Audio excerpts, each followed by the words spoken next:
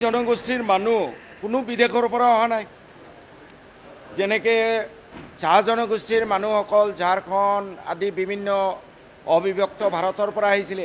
এই জনগোষ্ঠীৰ মানুহখিনি আহিছিলে পূৰ্ববংগৰ পৰা। পূৰ্ববংগতো বিদেশ নাছিলে তেতিয়া। এইটো বিদেশ হ'ল 47ৰ পিছতে।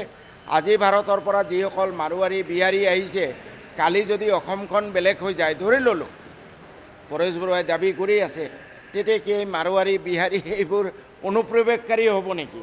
নহ'ব নহয়। ভাৰতৰ নাগৰিক ভাৰতৰ ভিতৰত যিকোনো ৰাজ্যত যাব পাৰে। গতিকে মই তেওঁলোকে বিৰোধ কৰিছে, মোৰ ক'বলগীয়া একো নাই। এতিয়া জনগোষ্ঠীয়ে সিদ্ধান্ত লওক। তেওঁলোকে নিজকে মুখ্যমন্ত্ৰীয়ে কোৱাৰ দৰে বংগমূলীয় অনুপ্ৰৱেশকাৰী, মালচন্দ্ৰ পেগুৱে কোৱাৰ দৰে পাকিস্তানী অনুপ্ৰৱেশকাৰী বা অতীতত যোৱা প্ৰায় ৩-৪টা দশক এই জনগোষ্ঠীক সন্দেহযুক্ত বাংলাদেশী চৰুৱা পমুৱা আদি ক'লে ভাল পাব নেকি? জনগোষ্ঠীয়ে সিদ্ধান্ত লওক। মিয়া যদিও তুচ্ছাৰ্থত ব্যৱহাৰ কৰিছিলে, মই বিচাৰিছিলোঁ যে মিয়া শব্দৰ অৰ্থটো যিহেতু ভাল, অ'কে, আমাক নেগলেক্ট কৰিছে, সেই নেগলেক্টৰ পৰাই এই জনগোষ্ঠীটোৱে আগবাঢ়ি যাওক।